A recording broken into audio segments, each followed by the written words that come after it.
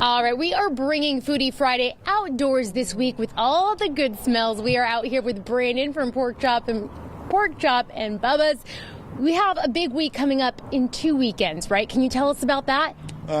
Yeah, there's the Raider group is putting on a competition out at Stramler Park on the 15th from 12 to 9. It's open to public.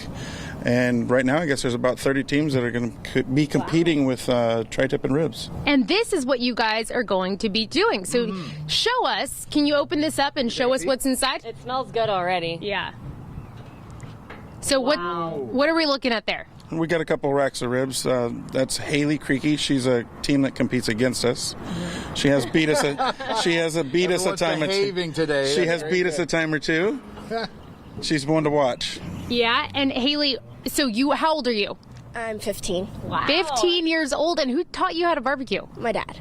Okay, and so why do you love it? That's pretty impressive. I can't cook anything. So I started cooking when I was 6 with my dad, but I didn't get into barbecue till I was about 11. And I would go with my dad to barbecue competitions and help him out there.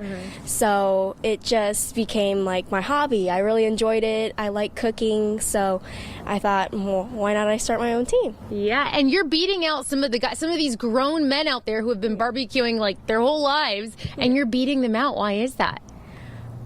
Luck, or it could,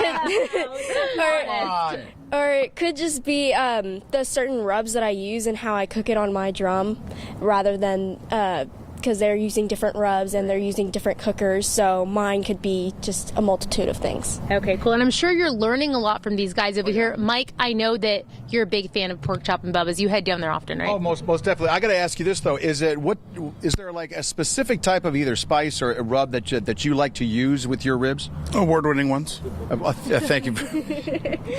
Oh, really? How surprising! I can't tell you everything. Come on, you got to tell me one thing. Is there one thing in particular that anyone at home that's watching could think I need to start incorporating that to make when I'm making my ribs? Love. Love. You got to be able to love it. I mean, any flavor can win. You just got to pay special attention to it. That's baby right. it. Whoa. You got to baby them. Let those cookers do their thing, and everybody in town's got good food. Is the rub the most important thing when it comes to these competitions, or maybe is it whatever like sauce you choose to put with it? I think it's a big part. Your head's going to tell you yes, but ultimately it's tenderness, how it chews on the mouth, how it feels on the tongue. That's the big thing. You can have a mediocre rub and make it tender, and it's still going to be really good. Beef or pork? Yes, absolutely. You are a bastion of non-information. Do you know that? You're just refusing to tell us anything. Beef ribs are great. Competition usually do pork ribs. Okay. I haven't seen a beef rib competition, but most of them do pork ribs. Some of them do baby backs, but we all do St. Louis. How long does it usually take to smoke? Do you like to smoke the ribs for? I do mine for about an hour and a half, wrap them, and then we got another hour and a half. All right, very good. All right, we're going to be back in just a little bit. I think we can maybe do a little taste coming up here. A little bit. Just a little bit. I don't know, about 45 minutes. Ooh, we can wait. That's right. We'll post that on Facebook. We'll head to the break. We'll come right back out here and we'll wrap things up coming up.